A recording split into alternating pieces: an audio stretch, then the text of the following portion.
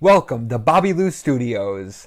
Here we have the Bobby Arnaz Orchestra. Babaloo, aye. Innovative camera techniques. And of course the star, Bobby. I used to watch I Love Lucy all the time on Nick at Night, and I just loved it. And today we're having a look at their best episodes. So take out your conga drum and your red hair dye as we count down the top 10 I Love Lucy episodes. And if you don't watch, you'll have some explaining to do.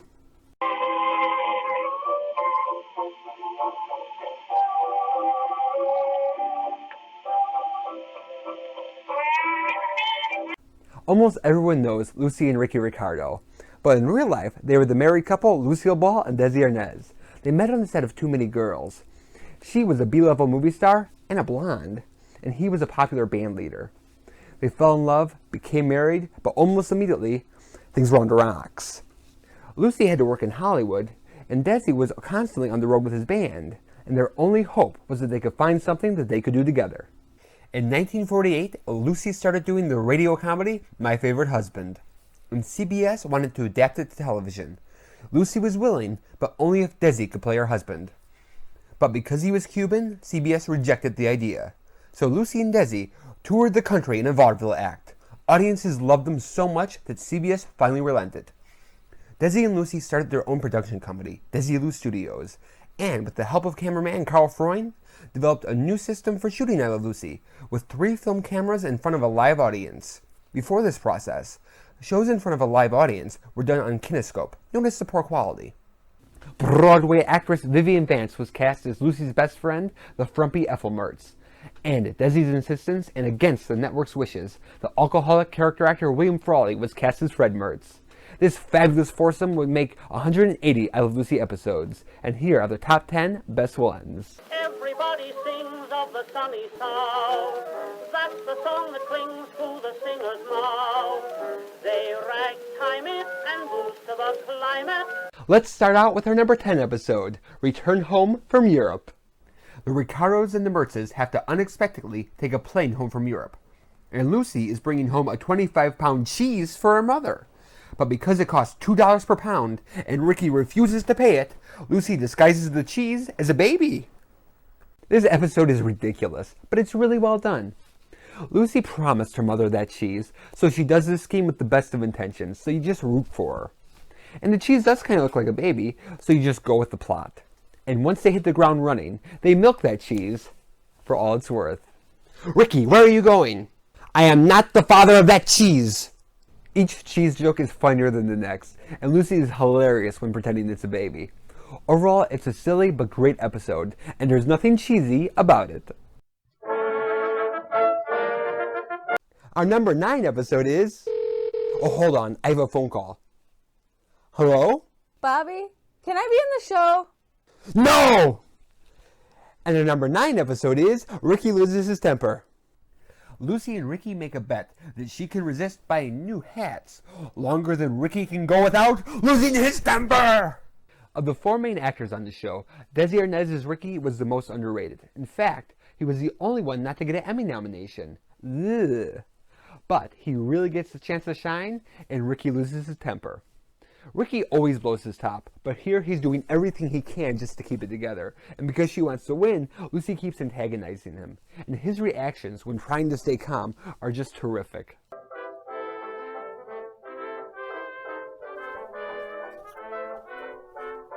You could never find your slippers, dear, so I nailed them to the floor. Twice, Quadro! That was very thoughtful of you, dear. It's a great spin on the usual situation, with Lucy at her brattiest and Ricky at some of his funniest. And in the end, he even learns a lesson, or temporarily learns a lesson, that holding your temper can help you in the long run. And our number 8 is... the doorbell. Always when you're making a YouTube video. Aye. Sucker. Our number 8 episode is Lucy's Italian movie. While in Italy, Lucy is offered a part in an Italian movie called Bitter Grapes. To prepare for the role, Lucy goes to work in an old-fashioned grape vineyard to make wine. It's a well-written episode overall, but the highlights are the scenes when Lucy is at the grape vineyard. Everyone speaks Italian, the set is well designed, and the woman who goes into the vat with Lucy was actually a professional grape stomper. So it has a real Italian grape vineyard atmosphere, and that believability makes the comedy work, and Lucy has one of her greatest moments. Since no one is speaking English, Lucy expresses herself through facial expressions and body language, and then she gets into a hilarious fight with the real grape stomper. The two of them smash grapes in each other's faces and fight on the floor, and apparently the real grape stomper really let Lucy have it. Overall, it shows the brilliance of Lucy at physical comedy, and of the production team for trying to be as realistic as possible, and it has made this episode age like a fine wine. I don't care what you tell Ricky. Tell him anything. Tell him the truth. All right, I'll tell him the truth. Don't you dare! Our number 7 episode is Ethel's hometown. Ay, ay, ay. Mia Cocosa of Ding Dong Ditch. Oh, I'll be back. While on their way to Hollywood, where Ricky is going to star in a movie, the Ricardos and the Mertzes stop in Albuquerque and visit Ethel's father. However, the town thinks that Ethel will be the star, and Ricky, Lucy, and Fred are left in the lurch. This episode is all about Ethel Mertz, and it really shows off the talent of Vivian Vance. They really flesh out her character here. You learn that she grew up in Albuquerque, which is where Vivian Vance really grew up. You learn that she was popular, and you meet her father. Because it's all about Ethel, she shows off her comedy skills here when she becomes a big ham, and she shows off her singing skills when she performs Short and Bread and the operatic song My Hero at a solo musical recital. Wait till you see what the theater marquee says. Ethel May Potter, we never forgot her. Because it's all about Ethel, we inadvertently get a lot of Fred Mertz, and their back and forth is always priceless. Daddy never did like Fred, but things are different now. He's forgiven us for eloping. I haven't forgiven him for not stopping us. Fred's jokes may be corny, but his delivery makes him a crowd pleaser. Along with highlighting Vance, this is also my favorite instance of someone sabotaging the show, with Lucy, Ricky, and Fred clowning around behind Ethel's back.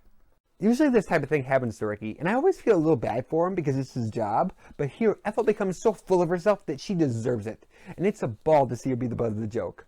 But at the end, she gets back at the group for making fun of her, because the newspaper man calls the group Ethel May Potter and Company. Overall, it's a great Ethel May Potter episode, and certainly shows why we never forgot her.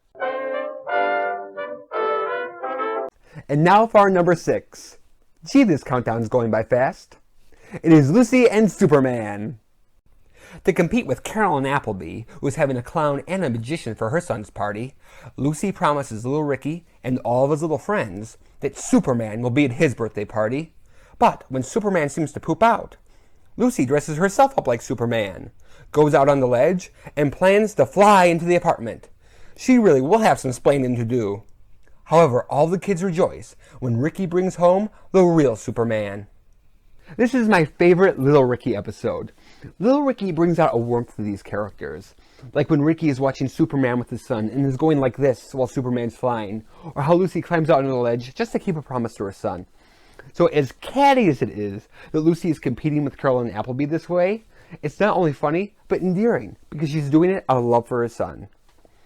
Along with the warmth making this episode super, it is also a perfect tribute to Superman. At the time, The Adventures of Superman, starring the confident and kind-hearted George Reeves, was all the rage for kids, including the real-life Little Ricky, and they treat the character with a fitting respect and childlike awe. When the episode opens, we hear the Superman theme music, then we see Little Ricky playing Superman, then we hear that Superman's in the kitchen because he doesn't want to disappoint the kids, and then he busts through the bifold doors, and there's Superman! And a little bit later, he even gets to deliver one of the best lines of the series. Lucy, of the 15 years we've been married, this is the stupidest thing you've ever done! You've been married to her for 15 years, and they call me Superman. Even though this is clearly supposed to be George Reeves, because they say Ricky met him in Hollywood, Lucy didn't want to disappoint the kids who believed, so they only call him Superman. Not only does this make this more exciting for your inner child, because it's like a real superhero, but it also makes the episode more timeless. Because when I was little, I had such a deprived childhood that I didn't know who Charles Boyer was. But I certainly knew who Superman was. He still makes movies. And he makes this one super episode. And now for the doorbell again. There's something funny going on here. I know. I'll take the microphone this time. Hee hee hee hee hee. Ain't I a stinker?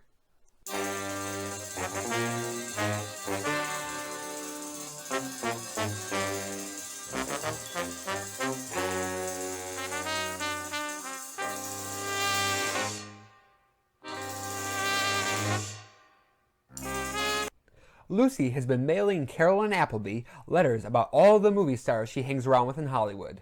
But trouble arises when Carolyn actually shows up. Lucy tries to trick her by wearing movie star masks and dressing up as Harpo Marx, while Ricky runs into the real Harpo and asks him to stop by the room. What makes this episode so special is the guest star, Harpo Marx. Harpo Marx had been part of the comedy team The Marx Brothers. He didn't talk while performing, but did tons of physical comedy and played the harp. However, by the 1950s, the brothers had stopped making movies together, Harpo was having health problems, and while he would continue to work after this is like the perfect Harpo Marx swan song.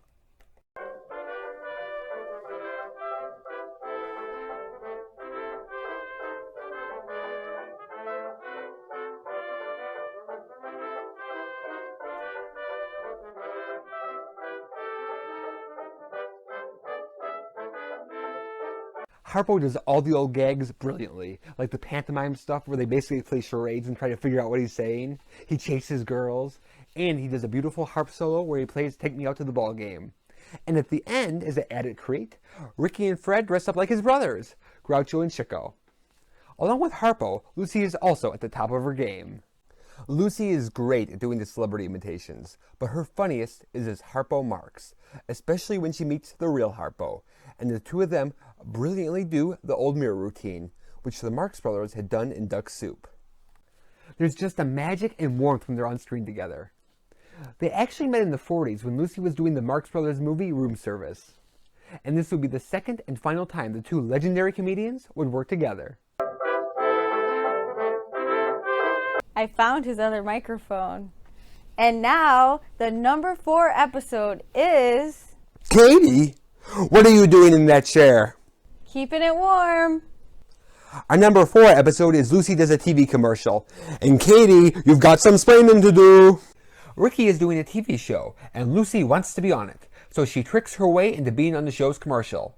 The commercial is for a health tonic called Vita Mita Vegemin, which contains vitamins, meat, and 23% alcohol. The highlight of this episode is the Vitamin Vegemin scene. You try saying that. In it, Lucy has already snuck her way into doing the commercial, and the director wants to rehearse it. Now, we know that Vitamin Vegemin contains the good stuff, but Lucy doesn't. So the first couple of times, Lucy is bright and vivacious and does it perfectly, except for being disgusted by the tonic. Hello friends, I'm your Vitamin Vegemin girl. Are you tired, run down, listless? Do you poop out at parties? Are you unpopular? The answer to all your problems is in this little bottle, Vita Mita Vegemin. It's so tasty too. Just like candy. But as the director keeps rehearsing, it starts tasting pretty good, and Lucy gets a nice buzz. Hello friends, I'm your Vita Mita Vegemin girl. Are you tired, run down, listless? Do you pop out of parties? Are you unpopular? Well, are you? The answer to all your problems is in this little bottle, Vita Mita Vegemin. It's so tasty too.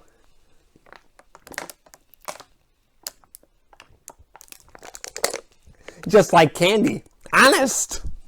Lucy loved to rehearse, and it shows because she is so letter perfect with Vitamin Vegemin. And as she gets happier and starts screwing up, it's even funnier because you know how it's supposed to be. Along with Vitamin Vegemin, this episode also shows the great chemistry between Lucy and Desi. In their own ways, they're both childish. Lucy ruins the television set to make it look like she's on TV, and Ricky plugs it in to give her electric shock. She's great at being wacky, and he's great at being a straight man. But you also feel the love between them. I especially like in the Vitamin Vegemin scene when Ricky is trying not to laugh like this. She just makes him so happy, and they are terrific together.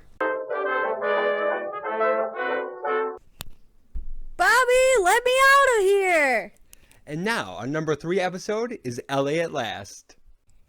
The Ricardos and the Mertzes finally get to Hollywood. Ricky goes to the studio, while Lucy, Ethel, and Fred are movie star hunting, and go to the Brown Derby restaurant, where Lucy makes a fool of herself in front of movie star William Holden.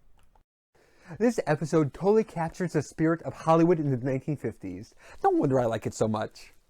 When they make the trip to the iconic Hollywood restaurant, the Brown Derby, we see the caricatures of different celebrities on the wall. Eve Arden makes a cameo, Bill Holden is there, and even though we don't see him, they also page several celebrities. Paging Ava Gardner. Ava! Where? Fred! Like you said, they're just people like you and me. She may be people, Ethel, but she's not like you and me. They're so excited, it's so funny, but they're getting this rubs off and you wonder what name are they going to mention next. Speaking of celebrity encounters, I shook Jonathan Frid's hand once, and I haven't watched it since. Along with the Hollywood aspect, there are also two great Lucy showpiece scenes. One where Lucy is gawking at Bill Holden, and Bill Holden decides to turn the tables and gawk at her, and then later, when Ricky brings Bill Holden home, and Lucy wears a fake nose as a disguise. The final thing that makes this episode work so well is the guest star, Bill Holden. Even though he was a huge movie star, his persona was that of a likable, regular, flawed guy. So he is the perfect example that stars are regular people. But he also seems the type who would get revenge on Lucy, and it makes it a great episode. Our number 2 episode is Lucy Goes to the Hospital. Lucy has to go to the hospital to give birth to her son, little Ricky. Meanwhile, Ricky has to get ready for his new headhunter show at the Tropicana. This is the most heartwarming episode of I Love Lucy because it is where America's favorite TV couple become parents. In real life, Lucy was pregnant. And in a daring move for the time, it was decided that Lucy Ricardo would be pregnant too. Excuse me, not pregnant. She would be expecting. The word pregnant was not allowed. So the Arnezes, Ricardos, the Mertzes, and all of America were waiting for this day. And the day the episode aired was the same day that in real life, Lucy gave birth to Desi Arnaz Jr. Over 60 years later, it's still an exciting, emotional event for them and for us. However, it's also a really funny episode, where Lucy is the calm and collected pregnant lady straight man, while Ricky, Fred, and Ethel are nervous wrecks. I don't have to be at the club till 8 o'clock. That gives you 3.5 hours to have the baby. I'll try my best, dear. It shows the mother side of Lucy because of how understanding she is, and it shows just how excited Ricky is to be a father. To make things even wackier, to save time, Ricky puts his head under makeup on at the hospital and ends up scaring the nurses.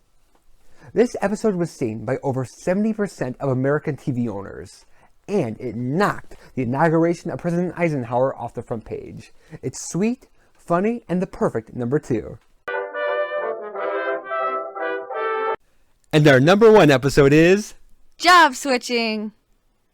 Tired of Lucy's free spending, Ricky and Fred make a deal with Lucy and Ethel that for 1 week, the girls will go out and work at jobs while Ricky and Fred do the housework, and the girls end up working at Kramer's Candy Kitchen. This is the one that everyone remembers. Most fans call it the Chocolate Factory episode, and it absolutely lives up to the hype. The Boys vs. Girls episodes are always good. Not only are they more exciting because you could root for one group over the other, but also because of how the teams work together. First, you have the goofball Lucy, with her never-say-die attitude, combined with the more frumpy Ethel, who knows it's a bad idea, but always goes along anyway. They are such a great comedy team, because not only are they hilarious together, but they also seem like genuinely close friends. Then, on the more masculine front, there's the charming and hammy Ricky, combined with the grumpy old coot Fred Mertz. And they have a special chemistry of their own too. And each one of them has one great moment after the other. Hey Fred, what do you know about rice? I know it was thrown at me on one of the darkest days of my life. I mean, how much should I cook? I was thinking a pound per person. That sounds about right. Good, because that's what I put in. Of course, there's the famous conveyor belt scene, where the chocolates are going too fast, so Lucy and Ethel have to stuff the chocolates in their faces. But there's also the scene where Lucy is making chocolates and has a fight with the other candy maker. And then there's also the scenes where Ricky and Fred are having disasters in the kitchen. Any one of these scenes would have made this episode a classic, but they're all here together. The final thing that I really like is that even though the gender roles are clearly defined, it doesn't come across as dated because men's work and women's work are seen as equally hard, and the boys and girls are equal disasters. This episode is fun, non-stop laughs, and it is the #1 I Love Lucy episode. I hope you've enjoyed your look at the top 10 I Love Lucy episodes. And now I bid you a reluctant farewell. This has been a Bobby Ricardo production. Bum, bum, bum, bum.